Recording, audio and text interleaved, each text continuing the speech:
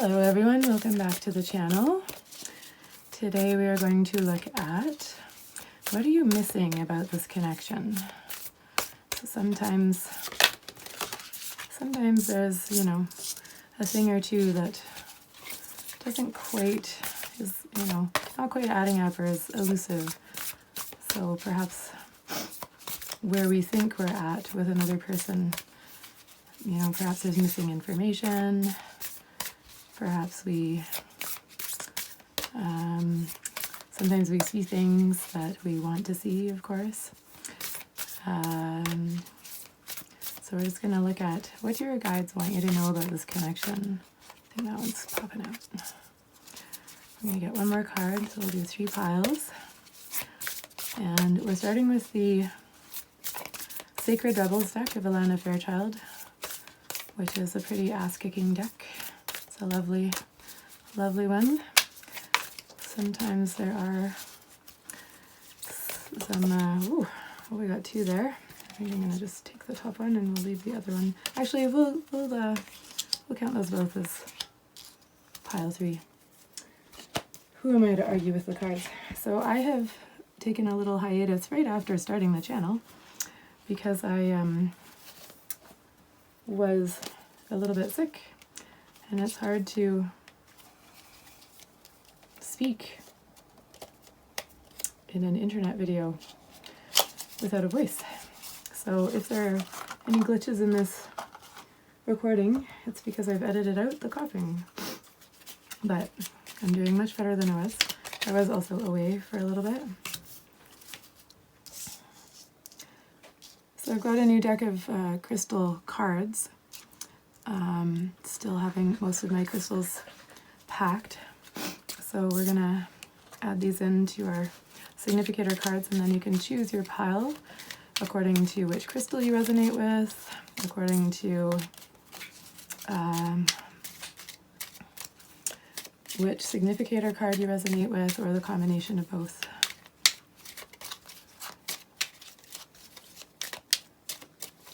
Let's see what we got here.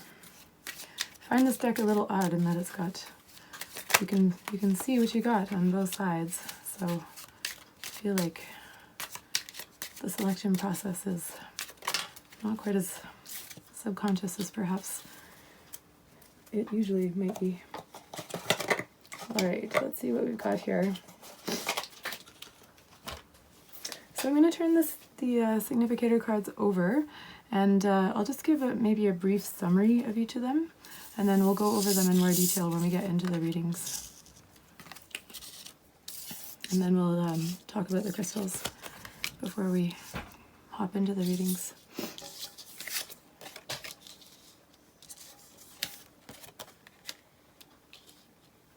Okay, so we've got New Birth Guarded Vigilantly, and that has the Moldavite crystal. So let's get into the... I'll just have a quick look at the book for this one. I like to read Alana Fairchild's words because I think she's a divine sage of our times. And so this one is about the maturation that happens after we've tended something and creating a careful space to guard something that we have brought into being. So, setting boundaries and choosing who we allow into that close circle. Keeping your inner sanctuary pure. Okay, so that's New Birth Guarded Vigilantly. And the crystal for that one is the Moldavite. Who needs it? Spiritual seekers, extraterrestrials trapped in human bodies, ayahuasca enthusiasts, Aquarians. Wow, I love that. When to use it? When you feel too grounded or disconnected from spirit. Too grounded. This description is already blowing my mind. Moldavite is all about operating at a higher frequency. When you are looking for more wow or whoa in your life, on the meditation cushion and beyond, explode your perceptions with Moldavite. Transform your life on Earth. So that's a beautiful combination. So if you resonate with either the descriptions or the images for this pile, that might be the one that's calling you. Pile 2, we have she feels, she knows. And the description for this one actually has a little passage about if you draw this card as well as this one, that can have some significance. So if anybody's feeling drawn to both of these piles, then I will read out the description for that one in pile 1. And then if you feel called, if you're in pile 2 and you feel called to go back even just to listen to that description, that might suit you. There might be a message for you there. So she feels, she knows. There's some kind of insight or vision that's coming into clarity, and you will be asked to honor it. There's some guidance regarding long-range or long-term developments. The bigger picture will become evident as you go along, and you should be thinking of long-term happiness. Be aware that leaps are indeed possible, and trust. Keep plugging away. Remain patient. And then the crystal for that one is the epidote. The epidote is for anyone who is putting in the work on their self. I mean, that could apply to anyone here, because if you're here, most likely you're putting some work into yourself. When to use it: when you're looking to kick a bad habit, a bad friend, or a bad mood. When you want to cast a spotlight on your weaknesses so you can work on them. Upgrade your version of you. So that was pile 2. For pile 3, we've got receiving and release the dark wound, let love live. And the crystal is the kyanite. So we can sneak that in there. So we'll look at receiving. I feel receiving is self-explanatory, but let's have a look at this description. You are so loved. Your every need is witnessed and responded to by the universe. You must learn to accept it. Surrender any guilt or shame you feel for having needs in the first place. Trust that the universe gets joy from giving to you. And if you take a rest, you'll return to be more efficient and effective. And then release the dark wound, let love live.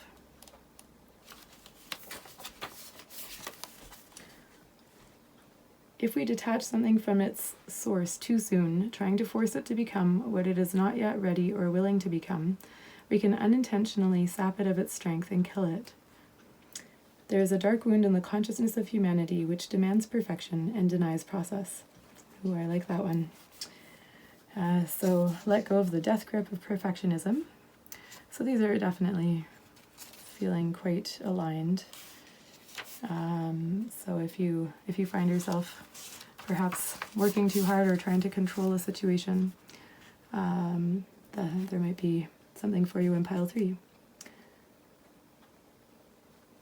This one actually the description for this one refers back to new birth guarded vigilantly. So you might also, along with pile 2, you might want to harken back to pile 1's description of that card. And when I read out the description for this one in pile 3, you'll see maybe what that connection could be for you. And then the crystal for this one is the kyanite.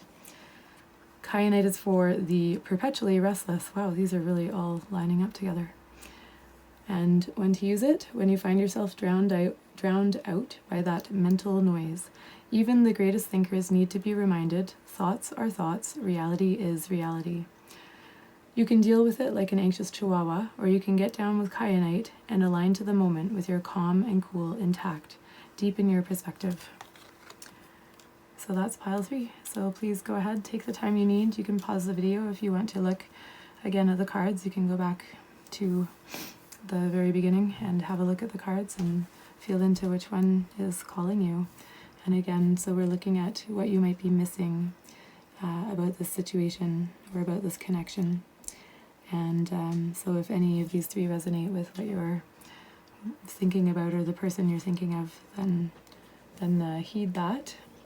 And always, as always, if you go into one of these piles and you feel like maybe that isn't resonating so well, then always feel free to try out a different pile. Sometimes we do choose the wrong pile, and if you find yourself confused, that is a good marker. So if you're sort of struggling to make the message fit, then it might not be your pile today. So you might try that, or you might try another reading entirely. So you might try a different pile, or you might try another reading entirely. And with that, we will go into the readings. Hi, Pile 1, welcome to your reading. So we're going to read out the description of new birth guarded vigilantly. And I've already read out the description of the crystal, but I'll give it another quick read over. So new birth guarded vigilantly. In every creative process, in every birth, in every opening of a new cycle of life, there is a time of vulnerability. And I should have said, in this reading we are looking at what are you missing about this connection? What are you missing in this situation? What is eluding you that your guides would like you to know? Okay, in every creative process, in every birth, in every opening of a new cycle of life, there is a time of vulnerability. This vulnerability is natural and appropriate. It is the foal learning to become steady on its legs. Those legs will become remarkably powerful in time, but the process of growth and maturity has to take place, and that requires some wobbly first attempts. It cannot be any other way. Within you, perhaps even below the level of your conscious awareness, there is fresh new life emerging like a vibrant green shoot rising up from the earth. This new life is in need of your attention and your care. This could be a new relationship that needs tending with interest and kindness. It could be a new idea that you need to nurture into fullness because it is going to hold special purpose for your life path. It might be something within you, a new behavior, a new way of looking at yourself, or a new way of being in the world that you need to tend to until it becomes more natural for you to embody. This is most significantly so if you have also drawn the oracle of defend to the end the worthwhile. If you feel drawn to do so, you may read the guidance for that card. So if you have this deck, you might want to refer to that card if you feel called to. Drawing either or both of these cards alerts you to the fact that the idea you are currently nurturing, or soon will, is of great importance to your life path. Pay appropriate respect to the messages of those cards and you will reap great spiritual benefit and emotional well-being. If you have also drawn the oracle of She Feels, She Knows, which is our pile 2, so you may want to watch both readings or listen to the description when I read out the description of that card in pile 2, at the beginning of pile 2. Or feel intuitively guided to read the message for that card also, then the importance will be far-reaching and long-term in its influence. You must pay attention to the new life emerging for you now, or that you will soon sense. You must not be careless and think it doesn't matter. It matters greatly. Being careless now is akin to killing off the idea before it has a chance to grow strong enough to withstand the criticism, jealousy, or sabotage by dark consciousness in others or yourself. We don't have to be frightened of destructive energy. It exists in nature and in us and is a part of life. We do, however, need to be intelligent to its potential power and stay centered in our heart and in our wisdom to avoid its ill effect upon that which we are nurturing into life. You will not always need to cloak that which is young. Soon enough it will be able to stand up for itself, but for now, your vigilance and care is most certainly required. Hug your ideas to yourself as if they were a new lover you cannot bear to share with another. In time, the world will be the lover receiving the love in your idea. For now it is for you to love, for you to hold, and for you to observe. Only allow those proven to be trustworthy to support you in this, those who can handle the frequency or vibration of what you are seeking to nurture. Some may love you, but be frightened of what you are creating. Stay true to yourself and your creative power, and be wise as to whom you invite into your inner sanctum to witness this new life emerging. This oracle also brings particular guidance about keeping your inner sanctuary pure. This may be your room, a sacred place you visit, or your own body, into which you retreat in relaxation or meditation. Sometimes you will find that others have taken up residence in your sanctuary. Perhaps an argument that you cannot let go of has another living in your head. A suffering that has not been acknowledged and released can feel like a big, old, dirty suitcase of emotional baggage cluttering up the temple space of your heart. It is time to focus on the purity, light, love, and compassion that dwells within you. Everything else will come and go, and that is just fine. But the purity within your sanctuary is eternal. You can come back to it to refresh your spirit and gain resources to help you deal with the rest of the world and even your own darker moments anew. It will give you the peace and spaciousness of mind you need to recognize the new life and to compassionately but firmly denounce any intrusion upon that new life by doubt, fear, or sabotage. And as always in these decks, there is a healing process. So if you have this deck, you can turn to that healing process and pause the video. And again, our crystal is the Moldavite, which is intended for spiritual seekers, extraterrestrials trapped in human bodies, ayahuasca enthusiasts, and Aquarians. I find those so funny all put together, but they're all very Aquarian, really. They definitely are along a theme. When to use it, when you feel too grounded or disconnected from spirit. Moldavite is all about operating at a higher frequency. So if you're very rooted, very routine, very grounded in your day-to-day processes, but maybe you've cut off that frequency that can lift you up, draw you up into the higher reaches, that would be when you want to call on Moldavite.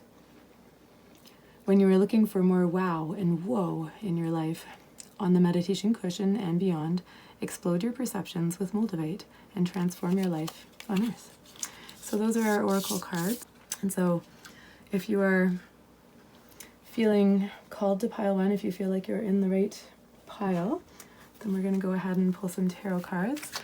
So while I pull the cards, I invite you to think of, oh goodness, already. I invite you to think of the person. Just a quick note, I'm sticking to upright cards for now.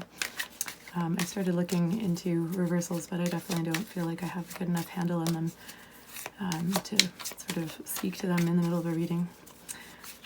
So think of your person while I shuffle the cards, and perhaps tune into your guides.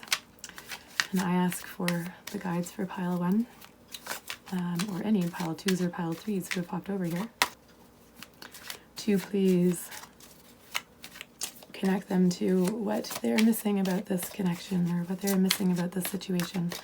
What do they need to know about this situation? And we'll pull a few cards here and then get some clarifiers.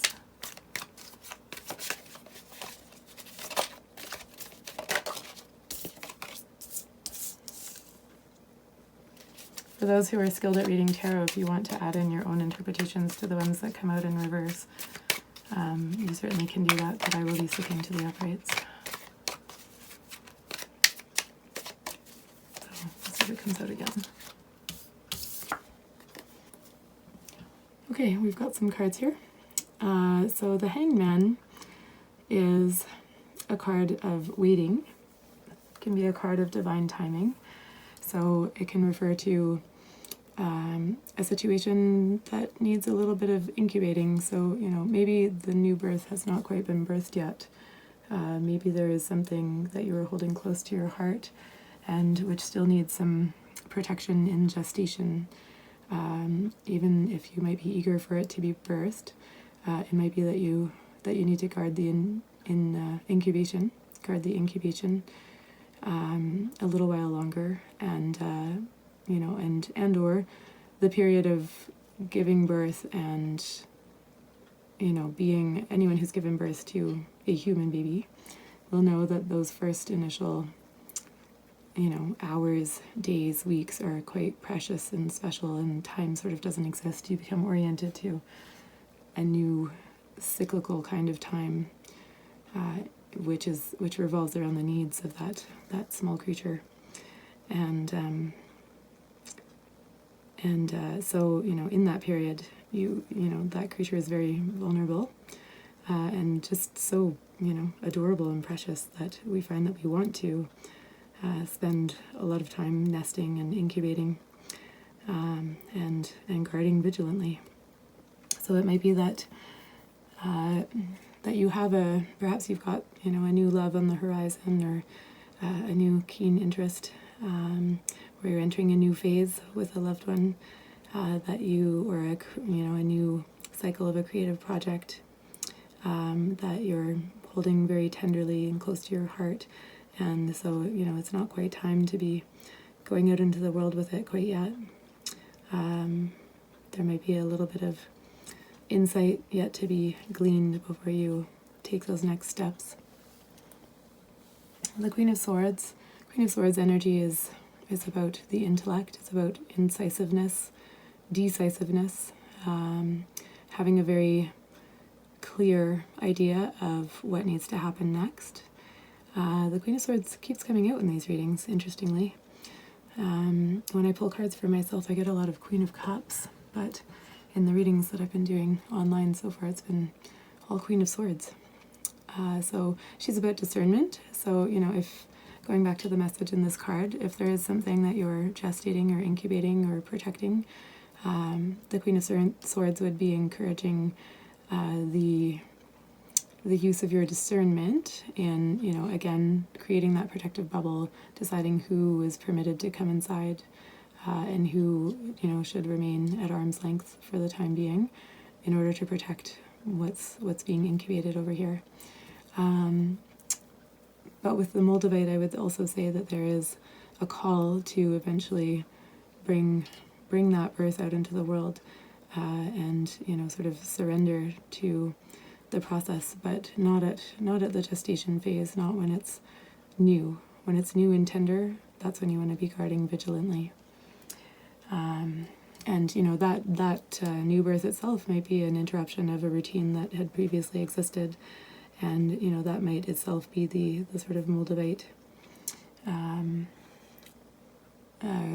call to an entirely different way of living than what you've heretofore known.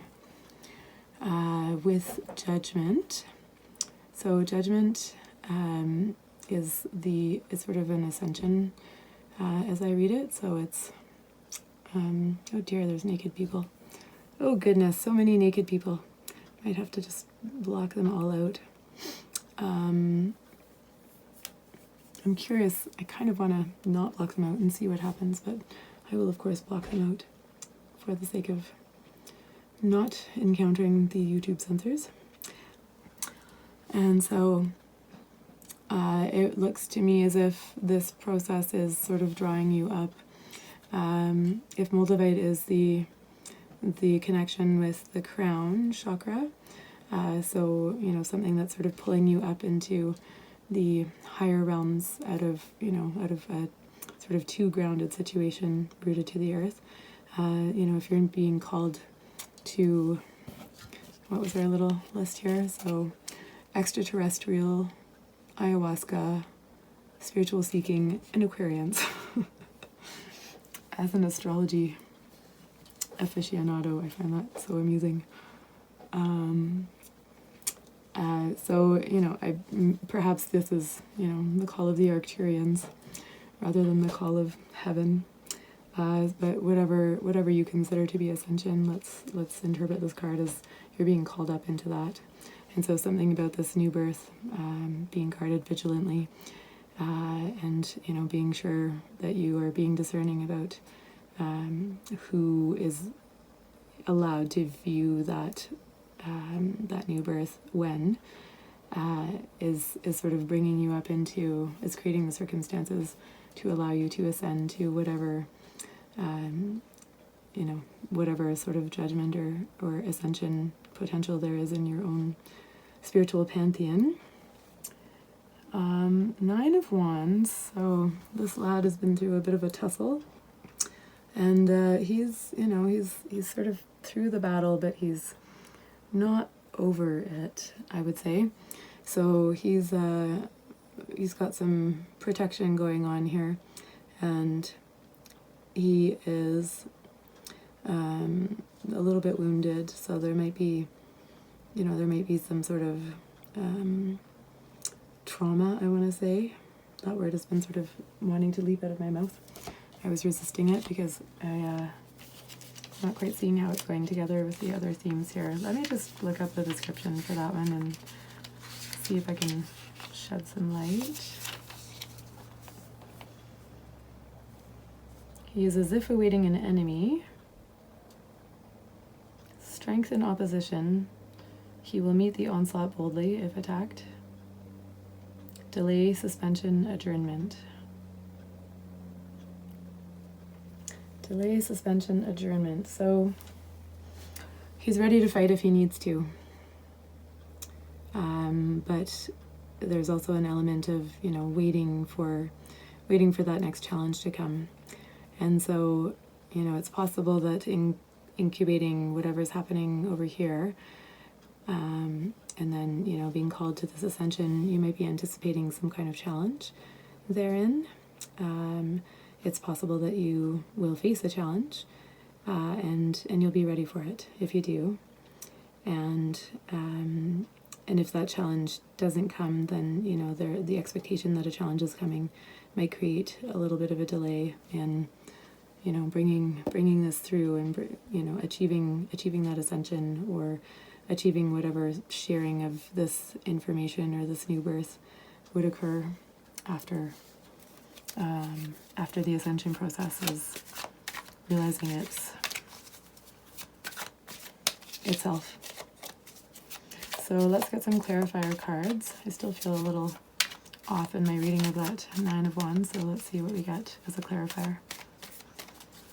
So right now we're seeking a clarifier for the Hangman. And give a little bit more information about what pile of one's missing about this connection or about this situation. I'm trying to keep those terms broad because, I could refer to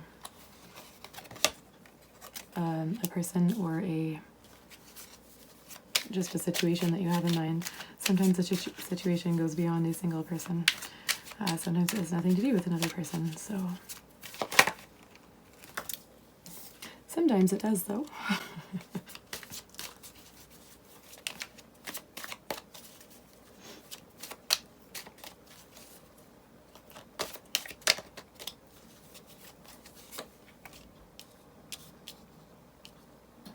Okay, so I'm definitely feeling the energy of a union here. And so the High Priestess to my mind is everything sacrosanct about the mysteries and about spirituality. And so the High Priestess would be, she can be an element of, mystery in the common sense of that word, as in something unknown, or something that it is not for you to know yet. So another card of divine timing. We've got two cards suggesting that there's an element of divine timing at play in whatever is, whatever you're birthing or bringing into being. But also there's I'm really feeling a strong call here in this particular reading with this card to the idea of a spiritual connection with another person, or a spiritual connection with your higher self, perhaps. Some kind of initiation into the mysteries. I'm picking up a strong sense of the higher vibration of this card in this particular scenario.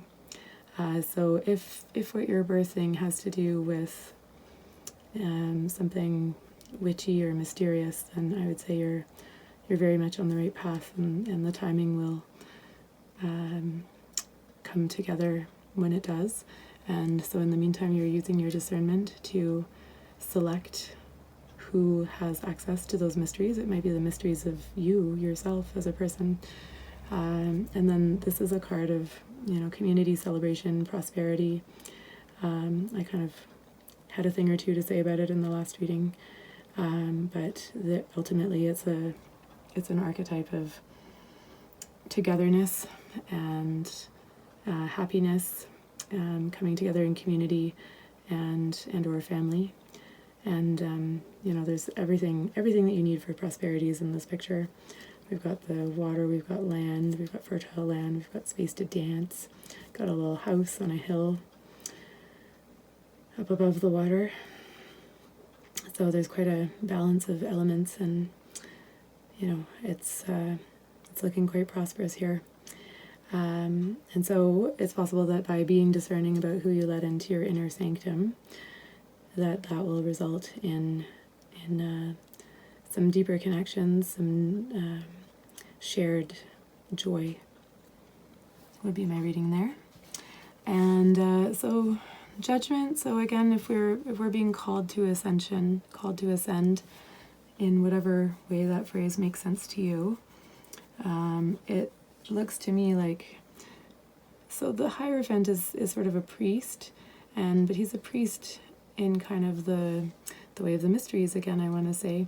And so with these two cards together here, it does feel like there's some divine counterpart energy, or a sort of ritualistic divine union element to what might be going on here. So if that's something that resonates for you, that might be what's coming through here. And I'm definitely feeling that quite strongly. But another meaning of the Hierophant can be ceremonies. So, for example, the ceremony that links two people in a, I was about to say holy matrimony, but you know, your matrimony might be very unholy, as you like. In profane matrimony, along with holy matrimony, whatever your take on it is. It can refer, you know, just to a commitment, absent a ceremony. The ceremony could be something, you know, completely other than that. As I was saying, there could be some kind of spiritual ceremony happening here, i.e. a ritual taking place that may or may not involve others, but I would guess that there's at least a community involved. And yeah, I'm very much having the feeling that I want to be invited. This looks like a grand celebration. And then we have Justice over here, so if there's an element here of defensiveness, sort of preparing the defenses, you know, waiting for the other shoe to drop, then it looks like whatever is not rectified in this sort of energy is going to be rectified when we get to the Justice card here. So whatever it is that's not totally sitting quite right with the Nine of Wands, any imbalances will be corrected. So, you know, it's possible that there's a healing happening here. So, you know, from this character's trauma to, you know, the balancing of the scales and the protection of the sword, it's possible that that the defensiveness itself will be resolved into more of a harmonious balance. So sort of relaxing into, you know, ritual can give a way through trauma, a way through misgivings or mistrust, and can create a container, you know, a sacred container for relaxing into balance, harmony, trust. The container is important. And, you know, between the High Priestess and the Hierophant, there's some strong protection, I would say, some strong containers being built. And so, you know, you might, taking a tip from the description of the Moldavite, you might feel that this is, you know, your spiritual guides, or whoever you pray to who's creating that container for you. It might be feeling held by your community. It could be family, it could be your higher self, but there's some kind of protection here that is going to create a situation where defensiveness can become harmony, I would say. And so, I feel like we're not quite complete. I want to pull something else. I'm just going to pull a card from the medicine cards in terms of sort of an action card. So we'll just pull one card, and then with that we'll call the reading complete. Whoa, they're popping out. That was too many at once. We're just going to try that again. Oop. All right, here we go. So we've got Badger. So card 29. I'll go to the description for this one. Badger, aggressiveness. Badger, badger, badger, until you reach your goal. Know the inner power that lives in your soul. Badger is vicious and attacks with powerful aggression. Quick to anger, quicker to pounce. Badger's medicine is aggressiveness and the willingness to fight for what it wants. So, Badger sort of sends other animals scurrying for cover. It's the medicine of many powerful medicine women, for Badger is also the keeper of the medicine roots. Badger sees all the roots of Mother Earth's healing herbs hanging in its burrow home. These roots are a key to aggressive healing. And so I'll scan through this for a quick minute and just make sure. I think we've got the key element there. So aggressive healing would be the action card here. Aggressive healing. So we've got, you know, the sort of expectation of some kind of challenge coming up. And then we've got its resolution with justice. And I would say that this situation here is about some type of very deliberate, purposive approach to your own healing. Or the healing of the situation, perhaps, that you're inquiring about. And so I would say this is let's see what it says here. Badger medicine may also point to the aggressive healer who will have the courage to use unconventional means to exact a cure. Like the mother who sits for days nursing a child with high fever, Badger is willing to persist. Badger people can be vicious gossips or may exhibit a chip on the shoulder syndrome if they're out of balance. Such people will make it to the tops of their fields because they do not give up. They are also the finest healers because they'll use any and all methods to ensure healing and will not give up on the critically ill. If Badger pushed its way into your cards today, it may be telling you that you've been too meek in trying to reach some goal.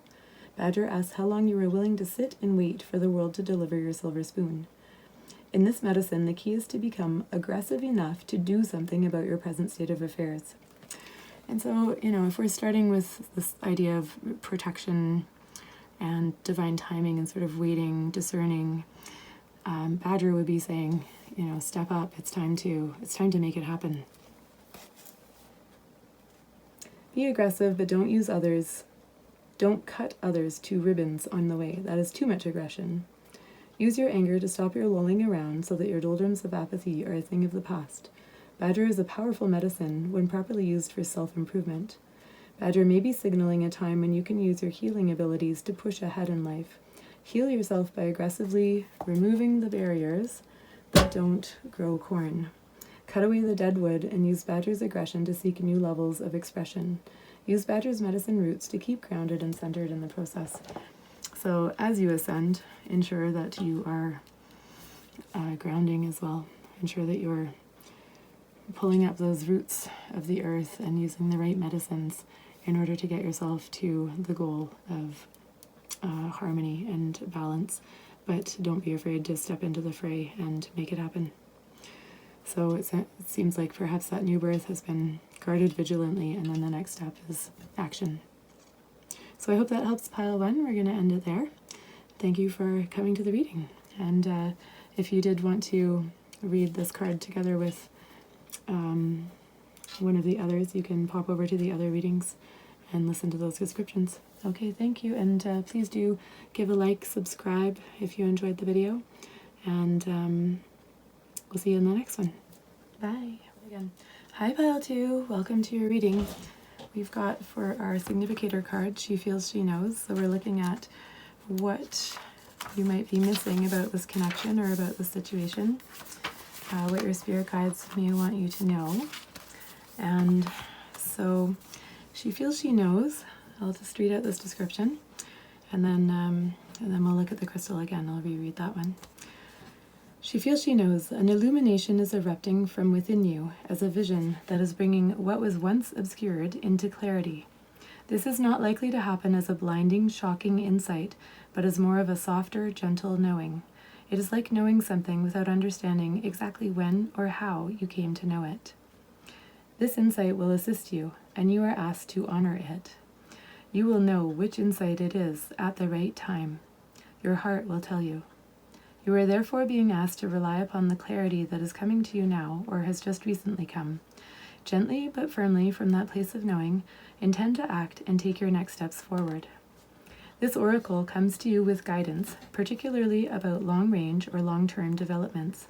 Something that is far bigger than the immediate situation, issue, or moment is of importance, although you will only have a dim sense of that possibility at best. The situation you find yourself in right now may not be one of joy, but in time you will understand more of the bigger picture. You will come to see why things are happening as they are, and how you are being helped on to the next stage of your path, even though it may look like an obstacle right now. You are being asked to think in terms of long-term happiness. Sometimes this warrants change, or even temporary restrictions in the short term. If you can't see how the present can possibly become what you sense the future to be, this message is especially relevant. Through the natural process of transformation, great leaps are indeed possible. You simply must be prepared to surrender into the process with absolute trust. This oracle brings you specific guidance. The situations in your current life are particularly geared towards a more significant manifestation that is coming to you according to your life path and purpose. This is a stage of preparation and of building a foundation that will hold you strong and centered as your creative journey unfolds and your life path becomes ever more brilliant and luminous.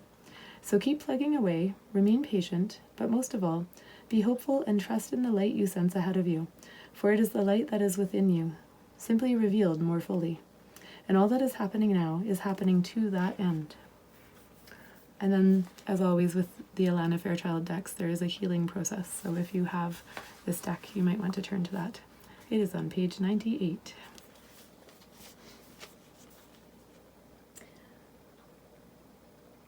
Okay, so with that, we'll return to our card here, our crystal.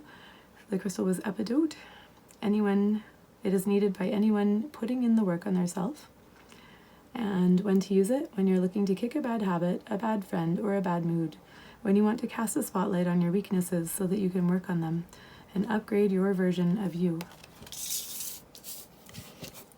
So she feels she knows, and why can't I remember the name of this crystal? Epidote. Epidote.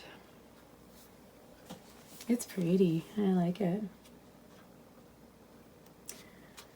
Okay, so great leaps are indeed possible. Keep your eye on the long term and remain patient. Keep plugging away. And there's a purpose. There's a purpose to what is happening right now. So if this is resonating with you, then you are in the right place. And I'm just going to give these cards a shuffle. A little bit more of a shuffle.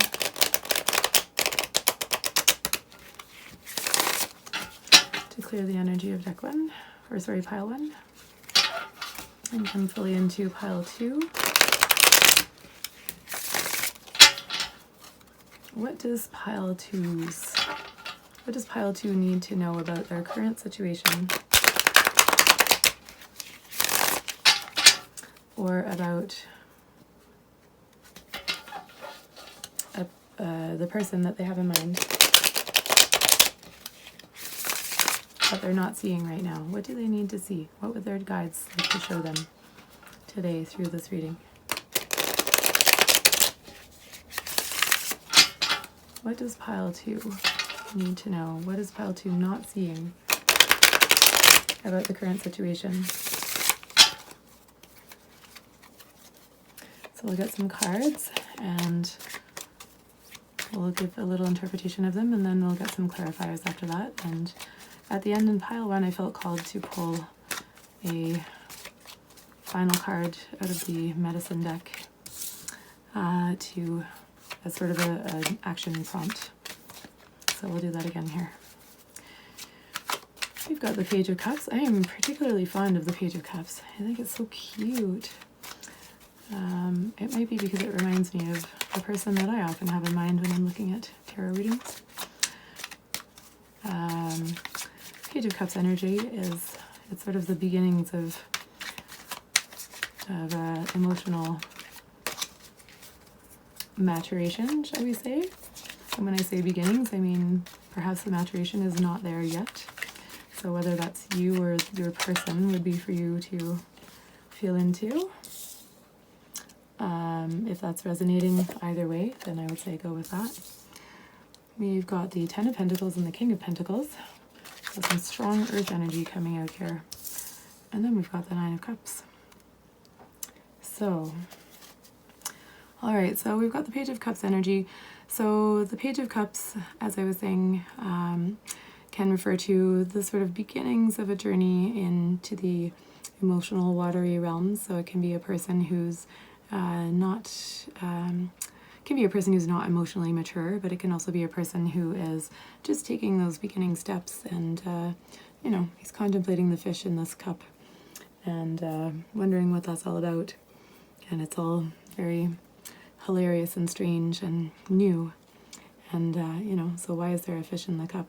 Fishes are, of course, symbols of spirituality in some faiths, for example, Christianity. But fish are also the inhabitants of the watery realms of emotions. And so, if there's anyone who knows how to navigate a current, it is a fish. And so the page is studying this fish and sort of gleaning the wisdom of how to navigate those watery currents, and might be able to gain a bit of wisdom that serves them as they go further along the path. And then we're jumping right over to, to my mind, this would be sort of a precursor of an emotive journey. But then over here, we're at sort of the end of a journey of having, formed a family and raised a generation that is now raising a new generation. We've got a little child over here. We've got some pups here as well. And then, the patriarch over here who has built up this comfort, this life of comfort for everyone who's come after. And so there's some material success here, or success in establishing oneself. It might be that these two things are happening concurrently, so maybe there's sort of some emotional, some newness to the idea of emotions, or to love perhaps, that is taking place at the same time as being very well established in career, in familial relations. There may be some kind of sort of renewal of feelings, now that this material piece has been taken care of. There might be some openness to going into, emotions are not predictable, and sometimes people sort of hive them off, keep them over there, keep that fish in the water in order to focus on things like work, career, family, ensuring a legacy for the next generations. Sometimes we have to sort of put the watery realms to the side in order to make that happen. But I would say that there's some concurrent energy here, in that it feels like it's safe to take this journey.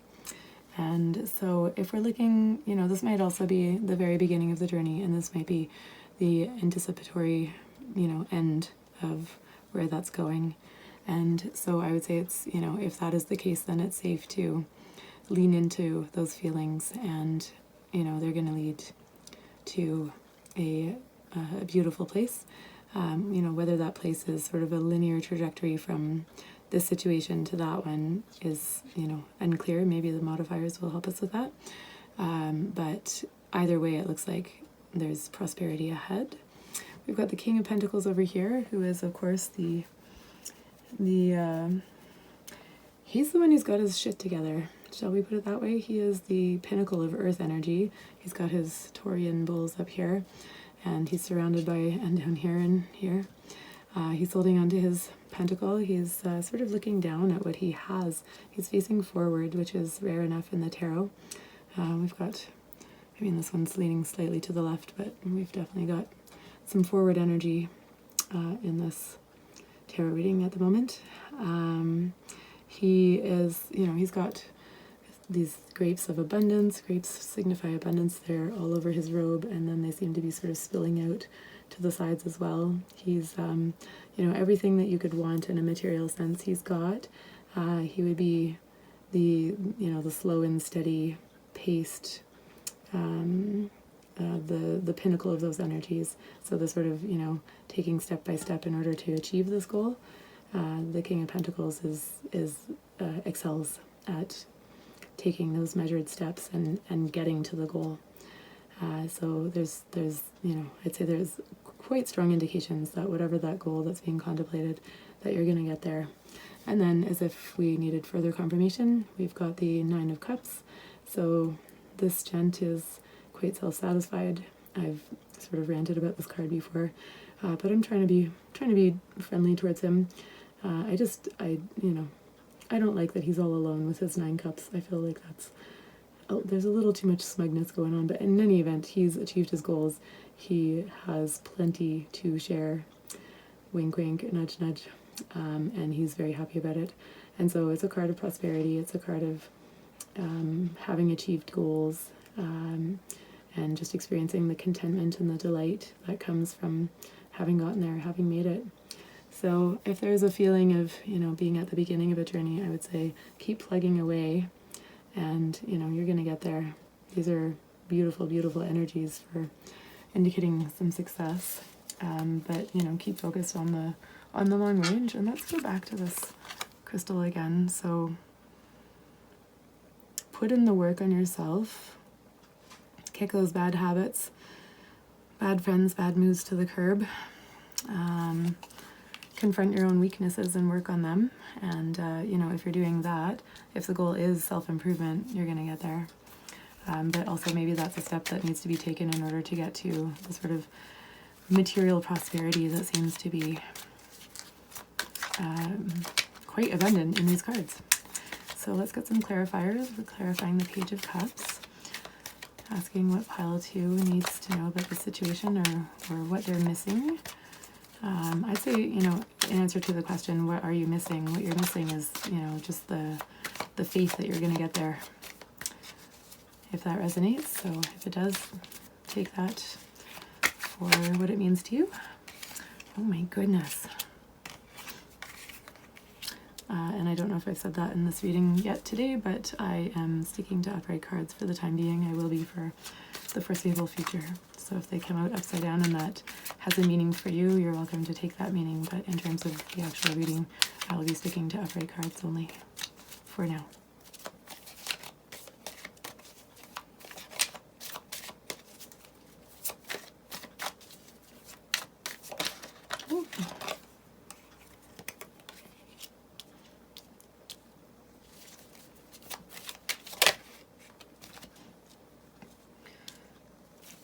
Okay, well again, these are generally mostly positive. So this is looking like the charmed reading, quite frankly. 4 of Wands is a celebration, community celebration. There's obviously some grapes and more prosperity here. This reading is overflowing with prosperity. Community celebration. So if this is a love journey that you're undertaking or contemplating undertaking, I'd say keeping your mind on the long term is, there's a culmination here, and this could be a wedding, it could be a commitment, it could just be, a sort of celebration with loved ones that, if that's what resonates, I'd say keep at it, trust your instincts, contemplate that fish and see what that fish can teach you about your own weaknesses or, any strengths to cultivate, to go from here to here. We've got the Wheel of Fortune, so the 10 of Pentacles. If there is, so the Wheel of Fortune can mean, if things are down, they're going to go up, and if they're up, they're going to go down. And I have not seen this written out anywhere, but I would assume that there'd be an argument that if it comes up upright, that you're rising, and that if it comes up upside down, perhaps you're falling on that wheel. It did come out upside down. But I have declared the intention that all cards shall be upright in this reading. And so as far as I'm concerned, there's a journey from possibly, something that might be challenging all the way up to, sorry, I was just very distracted by what sounded like a prehistoric creature in the room, but I think it was my dog snoring. And so, which I am not sure how much to digress into personal things in these readings, but I have received already some feedback that perhaps I should make them a little bit more personable. And I think that will come as time goes on, but in any event, if anyone heard that, it was quite an adorable little snarl, sleep snarl of my adorable puppy, 2-year-old dog. Okay, so Wheel Fortune. So if you're already in a place of material prosperity, you know, it might be that you've already created these legacies and you feel pretty satisfied with, you know, what you've been able to achieve. You've taken those steps. But it's possible that the next turn of this wheel might be bringing you back to a place where you feel sort of emotionally naked, where you're, you know, taking those baby steps to kind of allow yourself to get to know a different side of yourself than whatever led to this scenario. If on the other hand you're identifying very much with over here, then I would say have confidence that, you know, that wheel is going to turn and it's going to lead you to the success and the prosperity that we're seeing in these other cards. There is an indication of, you know, sort of getting to that success and then turning away from it. So Eight of Cups suggests, you know, there's all the there's all the sort of emotional abundance here, but there's a willingness to walk away or an unwillingness to accept that, you know, the abundance of the 8 cups that are over here. And, you know, this figure is walking away from the water and sort of heading out onto land. So there might be some kind of shift here. It might be that you've achieved material prosperity and now you're, you know, wanting to sort of go and explore something else. This person's, you know, walking with a staff, which reminds me of wands. So, you know, maybe some kind of success has been achieved and now maybe you're looking for a scenario where you're adding some more wands, some more passion to your life. Alternatively, it might just be that you're, you know, sort of feeling like you have too much, and, you know, there's an indication of wanting to be on a different type of journey, I would say, if that resonates. And so conversely, if this is sort of your comfortable place, you know, the sort of realms of material success, and, you know, it might be that this journey started here of, I want to say self-confrontation, or of, you know, contemplating that fish and going into realms that are less comfortable than maybe what got you here. Then it's possible that by this point you might be feeling like you've just had enough of those explorations and, you know, you need to get back to dry land. It's possible that it might become too much a little bit. But, you know, we go from the 8 to the 9 over here, and that 9 of cups is, again, you know, sort of, maybe there's a journey here from sort of taking baby steps in the realm of becoming more comfortable with intuition or love or feelings, and, you know, making this journey through, like, while there's material success being achieved, then maybe there's sort of a turning away from, you know, a feeling of overwhelm possibly, but then that turning away somehow pivots and there's some success, not only materially but also in the realm of becoming more plugged into intuition, more aligned with love, some kind of ability to proficiency, let's say proficiency, which is an odd word to put to the realm of cups, but, you know, this person has achieved what they were setting out to do over here.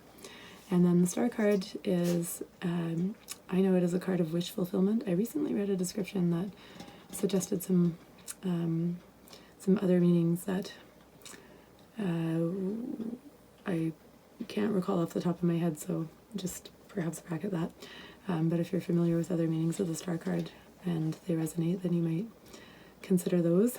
But to my mind, this is a card of, you know, sort of balancing what goes on the land and in the emotional realms. It's sort of bringing the emotional to the material, so which is sort of the theme of this reading, and doing it in a way that is balancing and leads to wish fulfillment. So I would say keep your eyes on the long term, and just be confident that you're going to get there, even if it feels like it's too much at some point along the journey.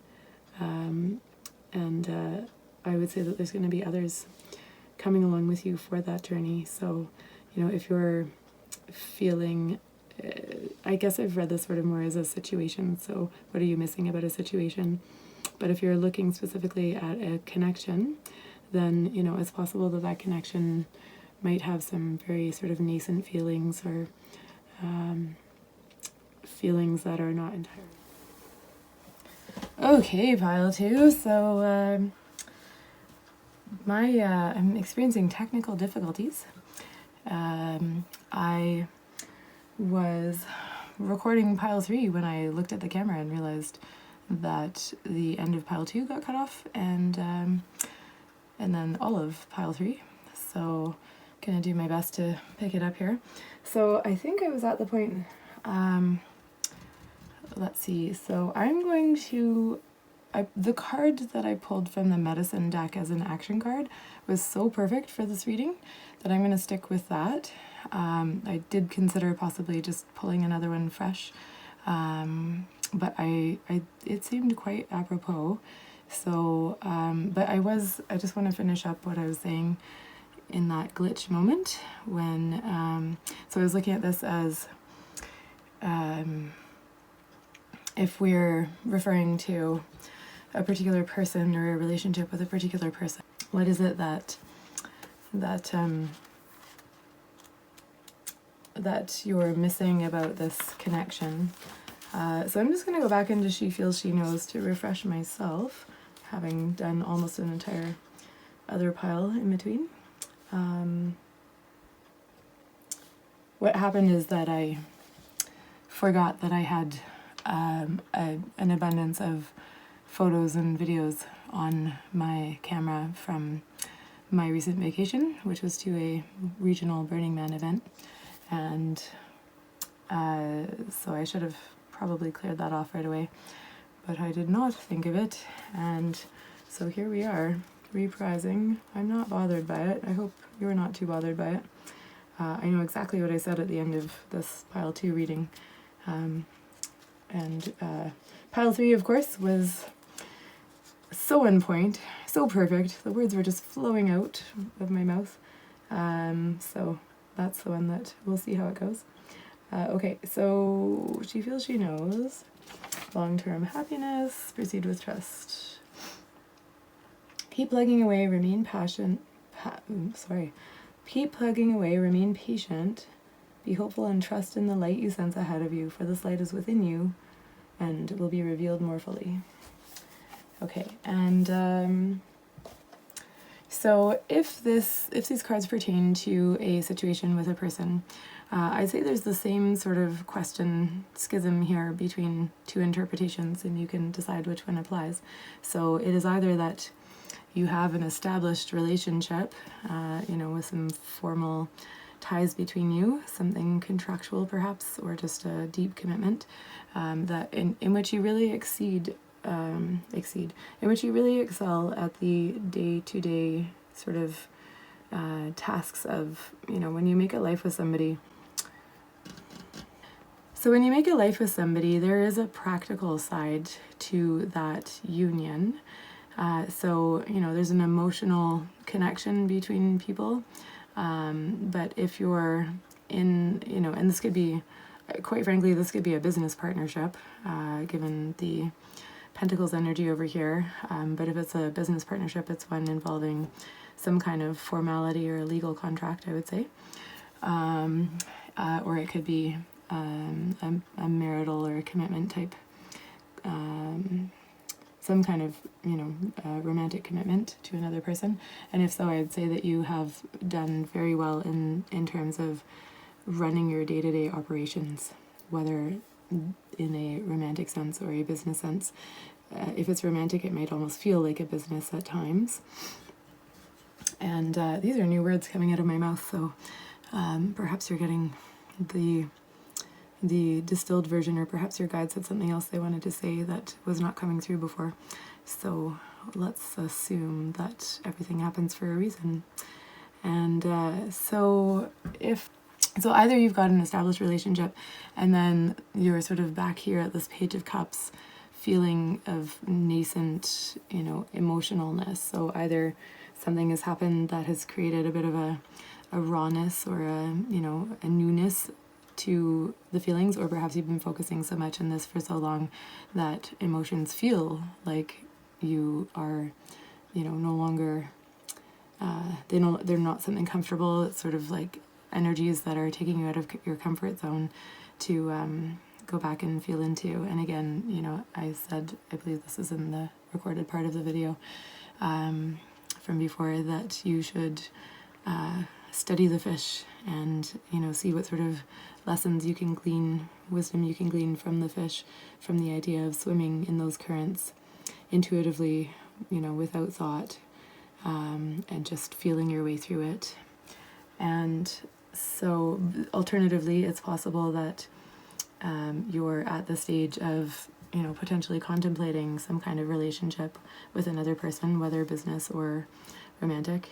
And that relationship, you might be wondering whether to dive in, whether to sort of hold with your emotions, your nascent emotions. And I would say that there is such tremendous prosperity ahead with, perhaps some ups and downs, perhaps some challenges, but ultimately resulting in deep, deep wish fulfillment. And so I would say, go for it. Obviously heed your own instincts and not a voice on the internet. But if that's something that you're leaning towards anyway, then I would take this as strong confirmation that that is a path to go down.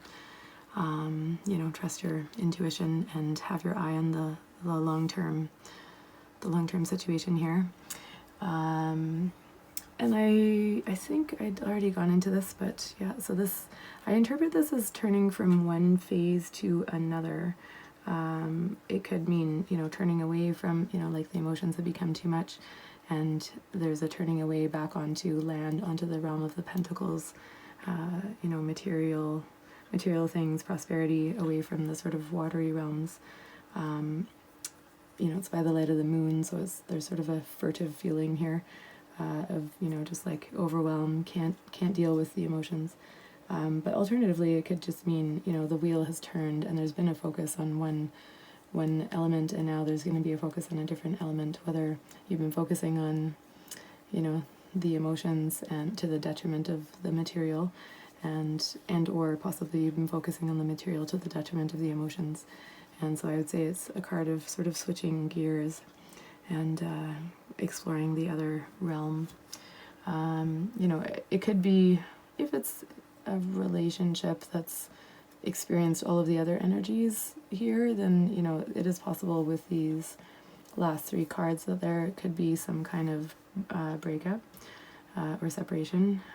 It's possible that there was, you sort of achieved the material prosperity, the emotional prosperity, the commitment, and then maybe the wheel turns and there's, a person walking away from that abundance. They do seem to be in a bit of a searching journey. I was noting that they've got a staff, which might be, the pursuit of some kind of passion that's taking away from this watery realm.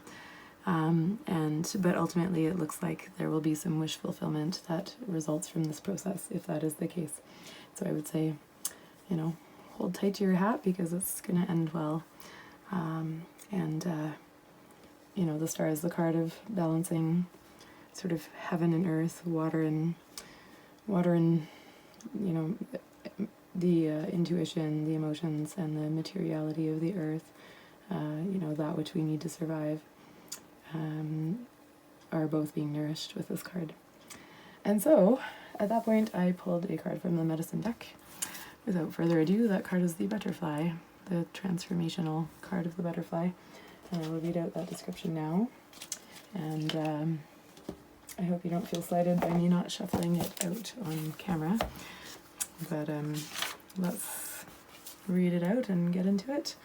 So, transformation: butterfly that flutters in the morning light, you have known many forms before you e'er took flight.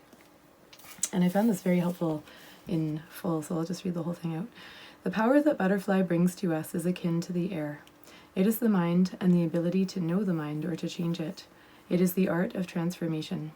To use butterfly medicine, you must astutely observe your position in the cycle of self-transformation. Like butterfly, you are always at a certain station in your life activities. You may be at the egg stage, which is the beginning of all things. This is the stage at which an idea is born, but has not yet become a reality. The larva stage is the point at which you decide to create the idea in the physical world. The cocoon stage involves going within, doing or developing your project, idea, or aspect of personality. The final stage of transformation is the leaving of the chrysalis and birth.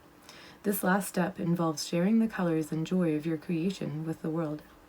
If you look closely at what butterfly is trying to teach, you will realize that it is the never-ending cycle of self-transformation. So we're back here. The way to discern where you are in the cycle is to ask yourself, 1. Is this the egg stage? Is it just a thought or idea? 2. Is this the larva stage? Do I need to make a decision? 3. Is this the cocoon stage? Am I developing and doing something to make my idea a reality? Or 4. Is this the birth stage? Am I sharing my completed idea? By asking yourself these questions, you will discover how butterfly is relating to you at this moment. When you understand where you are, the symbol can teach you what to do next to continue in the cycle of self-transformation. If you have found the position through which you are cycling, you will see the creativity of butterfly. Using the air or mental powers of this medicine is done with ease. And I will note that in tarot, the air and mental powers are depicted with the suit of swords. And I gotta say, it's really kind of comforting to see a butterfly there representing air and mental powers in lieu of swords. Not that I'm scared of swords, they've got their place. As an example, if you have been feeling exhausted and have asked how to heal your fatigue, take notice of the colors you have been drawn to recently. Does your body feel better in green? Could this mean that you need to eat more green vegetables? This type of thinking is an inspiration from butterfly medicine. Butterfly can give clarity to your mental process, help you organize the project you are undertaking, and assist you in finding the next step for your personal life or career. The main message to be obtained from drawing the symbol is that you are ready to undergo some type of transformation. To discern what your next move is, use the butterfly spread, which you can Google if you are interested. And so, yeah, I did just want to go back to this card. Anyone putting in the work on themselves, cast a spotlight on your weaknesses so you can work on them. So there's definitely an element of self-transformation happening in this reading. So it is possible, in fact, that the entire reading is about a journey of self, and that, you know, what are you missing in this connection? Well, maybe you're meant to be focusing solely on self at this time. There might be, you know, these two different paths that are happening within these cards. Might be a journey of self-transformation, and nothing to do with any other person or any other situation. But either way, it looks like there's a transformative potential. Maybe you're working on something that is bringing something into creation that is intended for a person, or intended to nourish a creative project or a business venture. And if that's the case, then, you know, you might want to meditate on those questions about which stage you're at in the butterfly transformation process. And, you know, it can help sort of hone in and focus on what the next steps might be. And keep an eye to the sky for any butterflies that might offer you wise messages in the guise of a friendly, beautiful, colorful being. And, you know, maybe note the colors that come up if butterfly does come to you. If you notice butterflies in, you know, books or any other synchronicities, books. Who reads books these days? The internet? I mean, I read books. Well, you know, not as much as I did.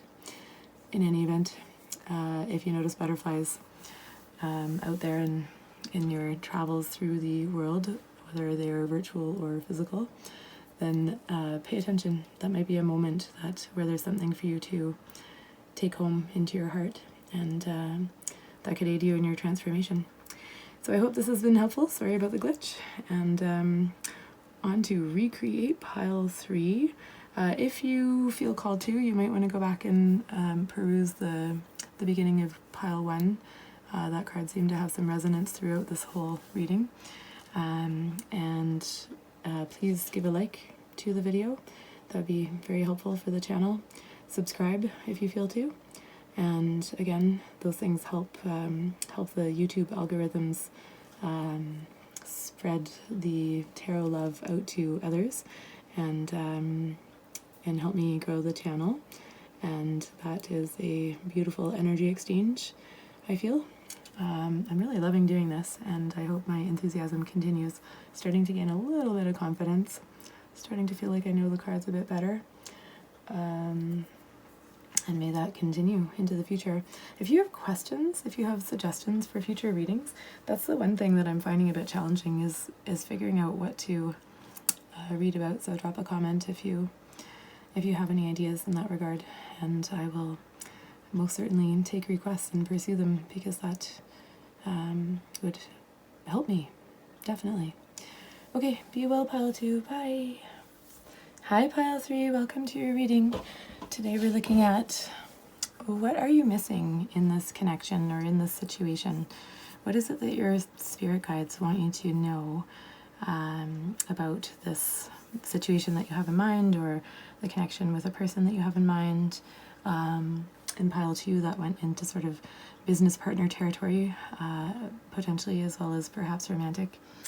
I have to sheepishly add that I did not empty my cell phone data when I returned from my recent vacation, and so I had a whole bunch of regional burner footage on there, and the reading cut out at the end of Pile 2, which means that all of the beautiful insights that came through for Pile 3 have to be re-invited into our sacred circle here.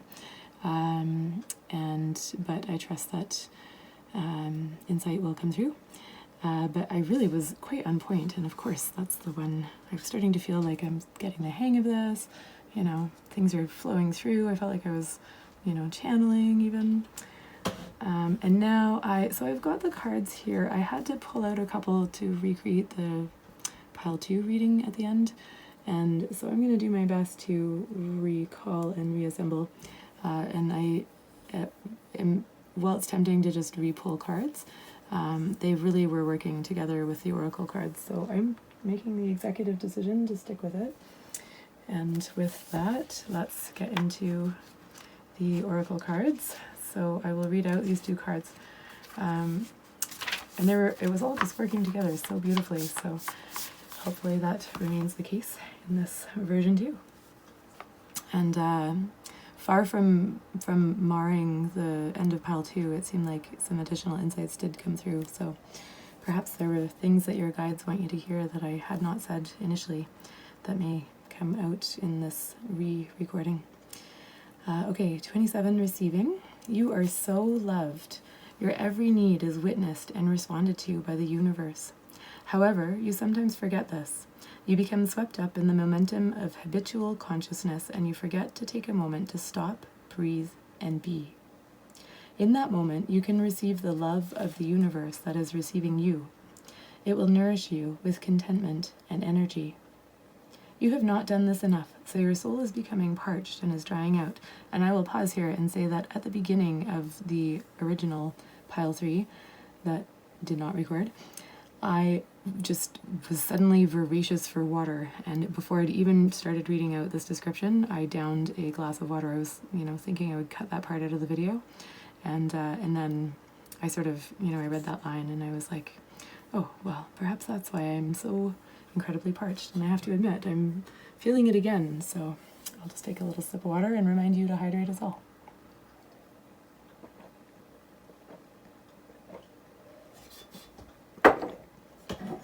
I would not ordinarily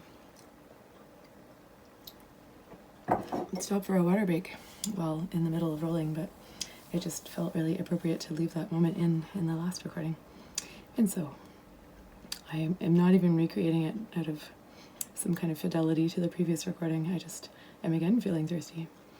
Energy has been going out of you, but there is not enough coming back in. It is time to bring something back in for you, to receive and be received. You are being offered a chance for restoration now, to feel nourished, cared for, and loved. Accept it. You deserve it. The healing process below will help you surrender any guilt or shame you feel for having needs in the first place.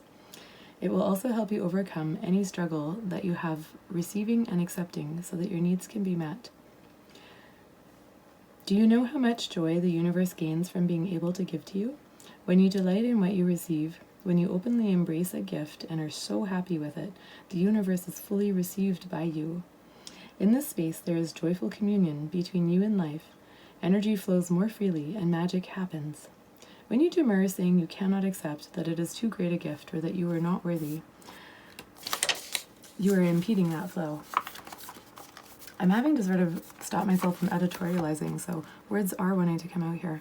I was taught when I did my teacher training in Kundalini Yoga many, many years ago, never to refuse a gift. And there are contexts where I have not felt comfortable receiving a gift, or I've just not wanted the gift, and I've always had that phrase in mind. I have refused gifts since that time, but generally if there's a graceful way to accept a gift and repurpose it, re-gift it, that is always preferable to my sense of ethics than refusing a gift. When you refuse a gift, it's like you're refusing an energy that's been put out into the universe. You're creating a block, and you don't really know what has led that person. Maybe they're just spontaneously offering you something at the spur of the moment, but on the other hand, maybe they've thought really hard about gifting you with that thing. And if you find yourself uncomfortable receiving a gift that someone has put time or thought or effort into, then I think that's a really beautiful opportunity to go into those feelings, into what that discomfort is. And maybe it has to do with the other person and their energy, but more likely it has to do with you and with perhaps past wounds or childhood conditioning. It is worth sort of sitting with that process. Even if you end up refusing the gift, you might want to sit with whether you accept it or refuse it, you might want to sit with what that discomfort was for you, and there might be some wisdom in that. Okay, resuming. What was it I wanted to say earlier that I stopped myself? Receiving and accepting so that your needs can be met. Yeah, I think a lot of us have guilt about having needs. I think that's common to people who are caregivers in their lives. So, but it's the old airplane adage, put your own oxygen mask on first before you assist others, because if you are depleted, you don't have anything to give to the people you care for. And so one part of caring, being a caregiver, is learning to take care of yourself. And I think we learn that usually the hard way, sometimes by receiving wisdom as we go.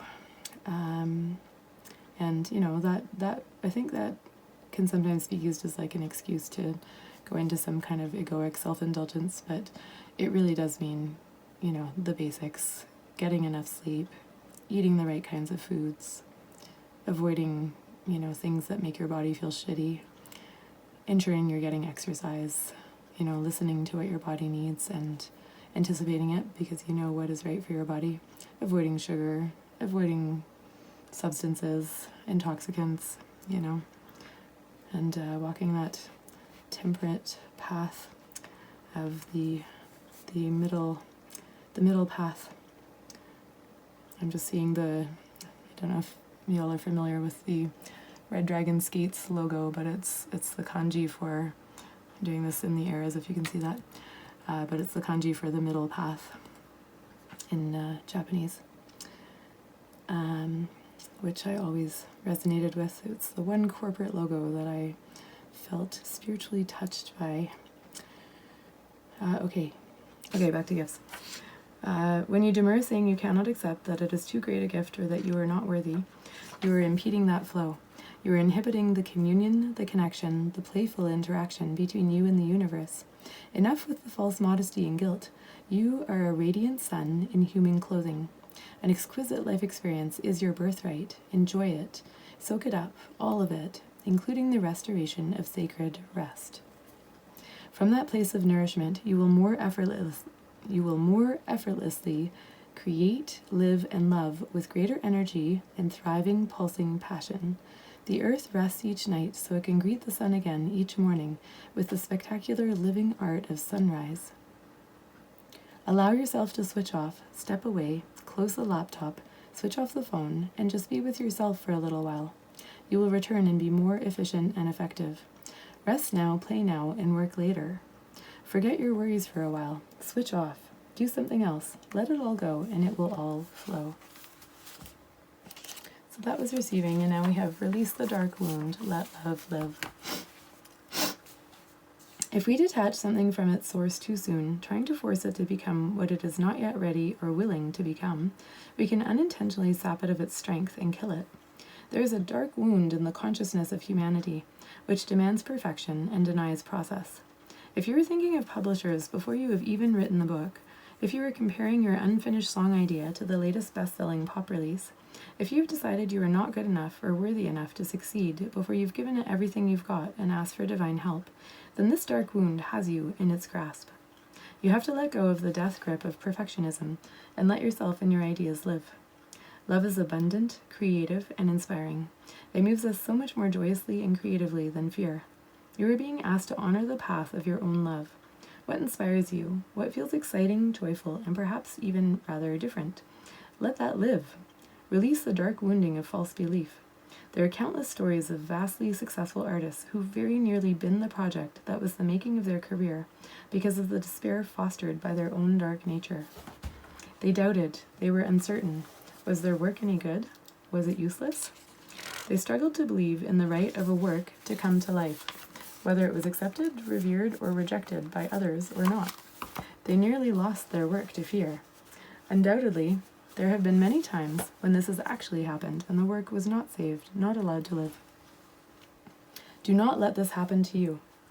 Whether something is meant to be a commercially oriented venture or a more personal creation for your own therapeutic healing, it must be allowed to be without judgment, without criticism, even without premature evaluation. It must be allowed to be what it is, and only time, love, patience, and attention will reveal it.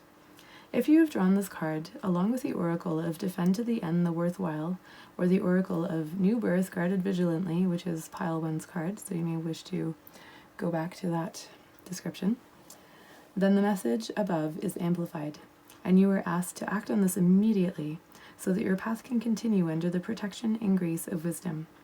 If you feel drawn to read the messages of one or both of these additional oracles, whether you have drawn the cards in this reading or not, trust your instincts and do that in addition to completing the reading of this guidance and the healing process below.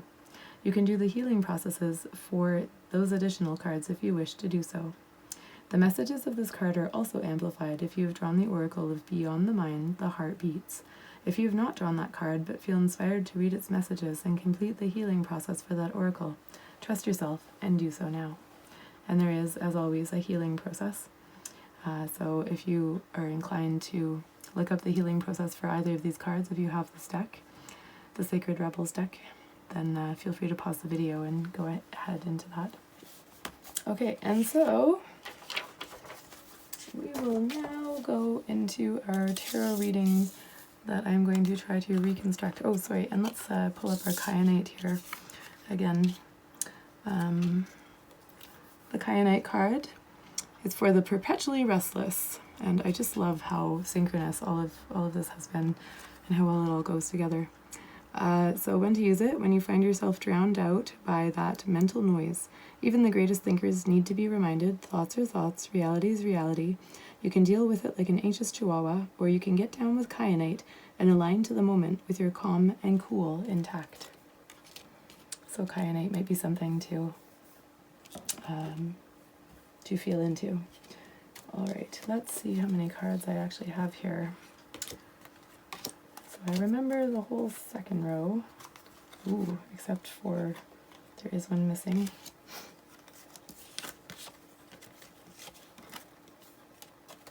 I wonder, this must have been, yeah, okay. I got it. We're sorting this out. Okay, so those can go to the side. Goodness. Complications. So I'm going to make this look as if it's organic. So, and I think I even talked as I went in this one, but given the circumstances, I'm just going to motor ahead here. look, your cards are coming out in an organic order.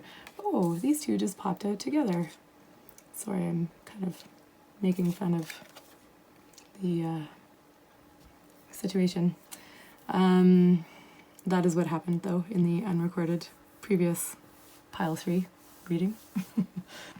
And so this card brought some fabulous words to the surface that I was quite happy with, so I'll see if I can recreate. And I can already see these all working together, and it's kind of cool doing it with knowing what comes next as well. Okay, so this is the card. I told a little anecdote. I can probably just stop editorializing about the previous reading and just be in this one now. I'm sure that's getting annoying. Okay, so this card I learned tarot through a Norse deck, a deck of Norse gods and goddesses that I now know was probably taking the essence of each tarot card and distilling it into, you know, an element of that archetype that resonated with one of the Norse gods or goddesses. And so I remember this card being quite, which has been an interesting way to learn tarot, and I wish that I had started with the Rider-Waite version, because I think the archetypes in there are foundational for, you know, whatever you think of. Like, people who've been reading tarot for a long time, I'm sure, are quite bored with the standard Rider-Waite. I myself feel like, having learned a few other tarot decks before coming to this one, I never found that I had quite learned it inside out in a way that it really came together as soon as I got a Rider-Waite deck not that long ago. And now I feel like I know the cards much better. The symbolism in these cards, you know, it's not my favorite art in the world. There are definitely nicer Rider-Waite themed decks out there, and I shall get some as I go. But I actually think it's really foundational to take a look at what the original art is in this deck, and I'd love to go even further back. I love the history of thought. There's a little nerdism about me, so I'd love to go back and learn about older versions of the tarot. But as far as modern tarot goes, the Rider-Waite deck is the foundation. And so, without further ado, we have the Five of Pentacles. So these two figures are on the outside of a nice warm church where I imagine they could obtain food and warmth and be welcomed in. But when I learned this card, I remember finding it quite depressing, because the idea was that inside that church are the rule followers. And, you know, that warmth, that food, all of the abundance, the community, that was available to the people who towed the line of the Christian church. And then on the outside were the people who did not. And they were out in the cold, they were suffering. You know, this person has a foot injury. They're obviously suffering quite a lot on crutches. They've got like some kind of bandage on their head, and they just look woeful. And this person is, you know, huddling against the cold. They're both barefoot in the snow. They're out in the snow. And meantime, there's this warmth just beyond that wall. But they're separated from it by a big wall. And so I was saying that, you know, all they have to do is follow these walls, and eventually they'll come to a door by which they can enter this church. And, you know, there might be an element of having to, like, maybe they're just excluded because they are rule breakers in this, you know, almost caste system that I imagine was the reality for, you know, a few centuries there. A few unfortunate Christianity-dominated centuries, but let us not go off on a rant about witch burnings at this time. But what I also felt into was that these two people, you know, all they have to do to access that, as far as this card is concerned, all they have to do to access the warmth on the inside of that church is to walk through the door. And, you know, it may be that they're self-selecting to be out in the cold. And I hear it. I hear that there's like classism and ableism baked into that statement, given my just now comments. But if we can just sort of bracket that to the side, I do think there's a message here of, you know, let's imagine that this is your community, and, you know, that it's not Christian church of old, and that these people are not beggars, but they're you wandering around on the outside, feeling like you're out in the snowstorm with no shoes, and maybe some wounding and not enough warmth on your body or surrounding you. And so maybe you're feeling a bit of a lack of support from your community. Maybe you feel like you're on the outside. I know that this, this card right here, this is a key to my own personal psyche, feeling on the outside of things, especially with regards to community or groups of people. And so from that place, I'm surmising that it is perhaps the case that these two people have, maybe they've come a long way and their intention is to get right in that warm church and eat some food and be nourished by whatever divinity is in there. But it is also possible that they are, sort of wandering around the outside. Maybe they're in their traumas and not able to find the door. Maybe they are not sure that they would be welcome if they go inside that door. So there is an element of self-selection here. So, it might be that they are, and I'm not saying it's conscious, but there might be a subconscious or a semi-conscious self-selection out from the community of the church, or of, the inside of whatever group is feeling applicable in your own life. Or established rituals or social conventions. There might be something that you feel like you're on the outside of, which it's possible that if you can keep following that wall, you'll come to the door and you can self-select for being on the inside of whatever it is that you are currently feeling alienated from. Okay, and so that was all to do with our first card there. So let's pretend we just pull the next one. And it is 7 of Cups. So 7 of Cups I learned in that same deck that I was referring to, the Norse deck, as the card of dreams. And so I was always confused, what made that different from the Moon card. But I see now with the Rider-Waite that what we've got going on here is, and I went off on a bit of a ramble last time that I'll try and be pithy in summarizing. So there are many different options here. So whatever it is, so first of all, you've got this call to rest, and then this card as well, I would say, is a call to rest. So to self-select for getting in to that restful space where you can be held and supported. And then we've got, over here, we've got just a multiplicity of options. So it might be that you've got a lot of things on the go in this connection or in this situation that you have in mind. So I would say there's a call to focus in on one thing in particular, if there's many different things calling you. And so I was just noticing the having gone from this Christian thing over here, that this person's they look like a ghost or something else that is longer than it is wide, with kind of a popsicle stick base over here, that I now realize must be the robes of an angel. And I don't know why the angel is faceless, but they've certainly got a halo around them and they've got their arms extended. So I think the idea is that, you could be tempted by beautiful women, building towers, riches, fame, temptation that threatens divinity. This is like the masculine temptation, which is just kind of ugly temptation, and then there's like the actually, beautiful snake coming down and threatening divinity, the much more dangerous feminine temptation. And I'm saying that with full mockery of the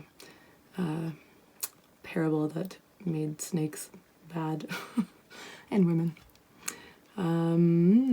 We're losing a candle here. I ramble. Candle goes out. Too much ramble affecting the candle. We need something very quickly here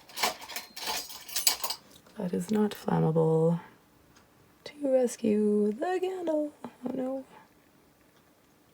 Little candle. Stand strong.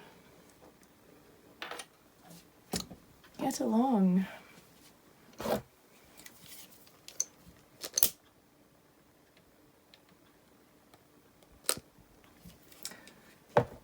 Resurrected. All right, so it's possible that, you may feel, I would say, let's divest this card of its moral quandaries. There's clearly like a cup that you're supposed to choose over here. But let's assume that all these things are morally equal and that it is up to you which one you want to focus on.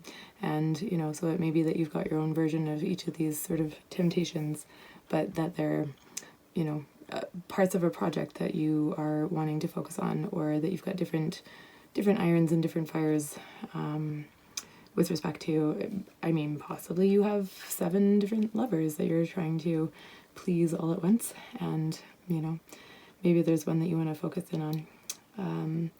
And so that might be the one that you feel you have a spiritual connection with, but it might be the one that you feel you have a material connection with, or, some other element of this might speak to you, and or none of them. The point is just that you might have too much going on, and that you need to sort of pare down and focus on one thing, maybe 2 things, up to you. But you might find some so it might be that you take the repose that's suggested over here, and then you're able to find that clarion focus, and know which one of these things you need to prioritize, or which things among these things you need to prioritize, and which can be sort of let go of. Or it might be that, in doing that, you're able to walk through those doors and take that repose that is offered. Over here we have the the words "the venture capitalist" just floated into my brain. And I was trying to figure out if there's, water over there, and I think I get him mixed up with I believe it's the 2 of Wands, but in any event, the 4 of Wands after this, so the 2 of Wands would be sort of starting ventures, and 4 of Wands is the card of contractual relationships, whether that be marriage, or a business, the codification of a business partnership. And this fellow is in between. He's looking out at his ventures, and, clearly there is nothing so close that he really needs to be standing there watching, his ships come in, or his wagons come in, or whatever it is he's waiting on. He could probably just, come on back and hang out in the castle and take a little break, have a little rest, and, not try to ensure that he's got all his wands in order and that he's ready to receive those ventures that are just not anywhere close to being, they're coming, they're definitely coming, but they're not anywhere near being in a position for him to receive them at this time. So while he's waiting for them to get that close, hopefully he's got a little Page of Wands who can, I say that like the Page of Wands is little and cute, but the Page of Wands is dashing and handsome and probably has better things to do than watch for ships to come in. In any event, it's getting quite late, and I have now been reading tarot for many more hours than I was planning to, so maybe I'm getting a bit rambly and squirrely. Okay, and then so over here, point is, I think this is emphasizing the rest that needs to be taken, and just sort of letting go of the need to control things to a point of perfection, because, if he walks away right now, his wands are not going to be, dying. Those vines are still going to be flourishing. Everything's ready. He just has to perhaps have a little rest, and then after the rest, that may be when action is called for. Over here we have the 9 of Wands, so this is a little further on that journey, and this guy's been through it, and he really needs a rest, and he should probably, it doesn't look like there's anything threatening on the horizon for him, so he should probably just go crawl into bed and take a little load off. And, he obviously needs to give his head a little break, but also if something comes at him, he is definitely ready. But I think the idea is that, nothing is coming at him, and this is an appropriate time to just let the defenses, be there if they need to be, and trust that they're going to keep things safe, and he can step back and take a little bit of a rest. And then out came the Hermit together with the 9 of Wands, and so here he is going off to bed. Off we go now. And I noticed these are both 9 cards. So the Hermit is the card of solitude, of taking a break, of going inside, perhaps having a period of contemplation or meditation. And it is there is a suggestion here that rather than focusing outwardly, that you need to be focusing inwardly on yourself, and finding your light. And that's an internal personal journey for each of us, and one that we are sometimes called to focus on more than at other times. And so I see these cards as very much re-emphasizing the message of, slow down and receive, allow yourself to be gifted to by the universe, and then release the need to control things to the point of perfection, because sometimes the best thing is to just flow. And I was noting here that these hands have, you can see the bones, you can see the skeleton, which I love as a little artistic nuance. I'm not sure if you can see that in the video. And then the fish as well. You can probably see the skeleton of the fish poking out there. But I feel like that emphasizes the need for a container. So there's a need for, in order to take that rest, you have to trust in the container. There has to be a container, and you have to trust that that container is going to hold you. Again, you have to self-select for utilizing that container, trusting in it, surrendering to it. I would say these cards are about surrender. Full stop. And so then we get our clarifiers. And wahaha, I know what's coming next, and it actually very much supports what we were saying here. And it looks like it's all going to work out just fine. So I gotten as far as our lovely Page of Wands, which is why I was making jokes about the Page of Wands a moment ago. And then, so these two I have not yet interpreted, so you're getting it fresh when we get to this one. Okay, so the Ten of Pentacles, this is the legacy card. So this gentleman has built up his legacy, and he's been so successful that I presume this is meant to be, he's closest to him, so I presume this is the son, and then the son has gone off and married, created another generation of, lads who will presumably prosper. There's some happy pups getting fed, and this man has achieved his goals in life, and he's got it made, and his successors have got it made as well, because he's provided for them so well. And so if this is you wandering around outside the church, it's possible it may be your person as well. Maybe that there's a message for your person to slow down and take a break, or self-select for availing themselves of the gifts that are on offer. And so if that step is taken, so if that door is walked through, and that break, the message of the break is heeded, and just gonna rescue this little wick here, then it looks to me like that will result in the, oh no, oh dear, you're supposed to be down in there. Goodness. It just got a whole lot brighter. So I'd say that, if you take the break, if you self-select to go in and avail yourself of the beneficence of the church, which in this case is our community, is the container that we feel held by, is maybe our higher self offering those gifts, or whatever you believe in. Oh, candle down. I find it hard not to read into things like that. Little candle, what do I have to do for you? How do I resuscitate you in this reading that is already a resuscitation? Oh goodness. Let's try that again. We will bring you back to life. Maybe you just needed a little rest in the wax, deep down in the wax. Maybe now you can burn fresh. We shall see. Sometimes rest is final. I am definitely getting a bit squirrely. Okay, here we go. So Ten of Pentacles, so if those steps are taken, it will be wildly successful, is what I'm seeing here. And so I do encourage you to take the break, turn off the devices, listen to the intuition, release, surrender, and relaxing into that flow will bring prosperity, is my view. Over here we were looking at focusing in on one task in particular, or one person, priority, business venture, creative project. Oh no, everything's definitely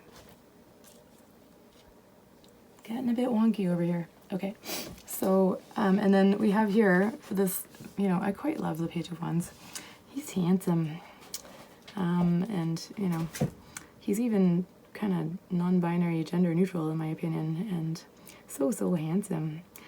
And, you know, he's got the best flippin' boots out of the entire deck, and this, you know, whole ensemble that is just quite fetching. He's got a lovely feather in his cap, and what he's mainly got is a single wand, and he's all into it. He's watching it bloom, and, you know, he's not distracting himself with any other wands. Oh goodness. He's picked the one that is the most upright and fecund and fruitful. Actually, that's when when I realized the reading had died, I was making jokes about, you know, his wand is blooming, and who wouldn't want to have their hands on a wand blooming in fecundity. Page of Wands has it going on. And so anyway, he is singular in focus, he's passionate, he can be a messenger as well, so it's possible that he's coming in as a messenger that, you know, if you focus down, I mean, look at the aesthetics of this card compared to this one. This one is just beautiful. It's just a beautiful card with lots of negative space. This one's got just so much busyness going on. So I'd say focus down on one task or one situation or one person in particular, and that will bear fruit for you. And, you know, over here we're going from very chastely, you know, choosing one in particular, and then over here maybe we can start adding back in some of the additional ventures. And you know, by the time you get here you're getting a bit battle weary again, but at this stage it looks like it's reasonable to add in a few more. And then we've got the Six of Cups, which is a card of nostalgia, hearkening back to a happy childhood past or moment, you know, feeling like there's been prosperity in the past that has led to current ventures. And so, you know, it's possible that in taking this break, there might be some stuff coming up from, you know, deeply buried childhood, or it might be that the break is made possible because you have, you know, current circumstances of sweetness and prosperity in your life, or maybe taking the break will bring those to you. But I am getting a sense of, you know, it might, you know, people who are kind of on the go, well look, it's still going. People who are just on the go, and, you know, who don't slow down, they, sometimes when they do slow down, there can be, it's like the thoughts that we feel emotional about come rushing back in. And so it is possible that you might find yourself in communication with things you haven't thought about for a long time, or priorities that, you know, that were intrinsic to you once, but which now, you know, you sort of ventured far beyond. And maybe that will give you an opportunity to get back in touch with something that, you know, not that it's been lost along the way, but it just has not been the priority. And so maybe there's some sweetness to go back to, that can guide you into the future. And, you know, it is possible that having done that emotional journeying, that you might end up at the Nine of Wands, you know, sort of overwhelmed by everything you've got going on, because once we let emotions get in there, we do feel our stresses that much more acutely, which is why we tend to keep going and not take breaks. But you're getting a very strong call here to take those breaks and to simplify and focus in. And so then, you know, we've got this sort of hermitude energy over here, you know, so the call to rest, replenish, rejuvenate, take care of the body. And it looks like if you do those things, you will be, again, very, very successful in, accessing your Empress energies. The Empress is the Queen of Queens, she's the Queen of Cups, Pentacles, Wands, and Swords, all in one beautiful body. She appears to have roses or watermelons or possibly some ladybugs all over her lovely dress. In any event, there's something red with black spots that adorns her, which is cupped by green. It really looks like watermelon to me, but I'm sure that is not what the taroic intention was. Oh, that's a neologism for the books. I hope this is entertaining. I hope my increasing neologisticism is the personableness that I needed to inject into my readings, because I should definitely be in bed. And yet, the Empress is so compelling.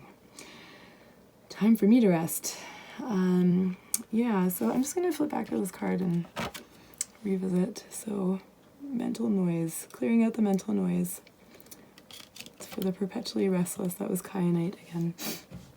And so, to get into your Empress energies, it might be that you need to tuck some kyanite under your pillow and just go to bed for, let's say, 9 days. Or whatever, maybe 9 hours, maybe reasonable in your life.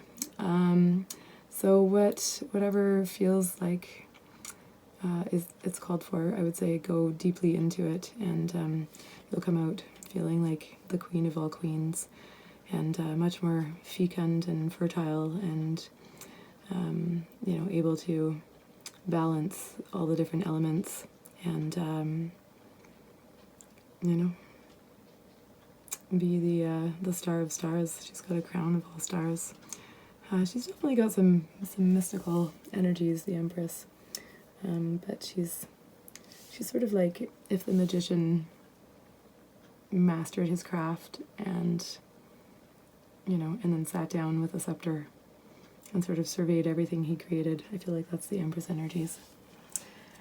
Anyway, so that is that. And then we have an actual fresh card to pull, the first of the reenactment of this reading.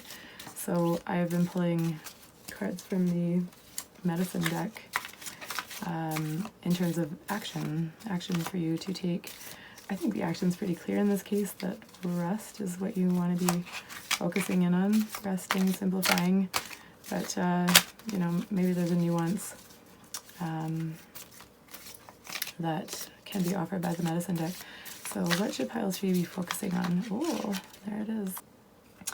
And I will note with the same awe and reverence, once again, that every time I read for others, I see cards that I have never seen before. I have never pulled the opossum card. I've had this deck for 10 or 15 years, and I've never pulled the opossum card. Let's find out what it's all about. Opossum, diversion. Okay. I was amused by the first sentence, but I'm going to read the little poem first. Opossum, roll over. Are you really dead? Or just playing possum? Was it something I said? Opossum's greatest form of protection is to play dead. So I would say, without reading any further even, that, you're invited to go into your hermit energies and play dead, turn off the ringer, put a little, away from desk message on your signature in your email, and take that space, nourish yourself, and, trust in God, but tie your camel first, of course, but it really looks like some deep, deep rest is called for you, and I'd say your guides are sort of doubling down. 1, 2, 3, 4 different decks giving you that message right now. All right, let's continue, and perhaps I am overemphasizing the first sentence of this description. In doing this, opossum confuses many a predator into believing that the game is over. Oftentimes, the confused rival walks away or looks the other direction for a moment, and opossum runs to safety. Opossum medicine uses a great deal of strategy. If all else fails, opossum plays dead. It has the ability to fight with its claws and teeth, but it rarely uses this form of protection. Instead, the supreme strategy of diversion is constantly employed when things get a little too hard to handle. Opossum has developed an act that would receive an Academy Award in the animal kingdom.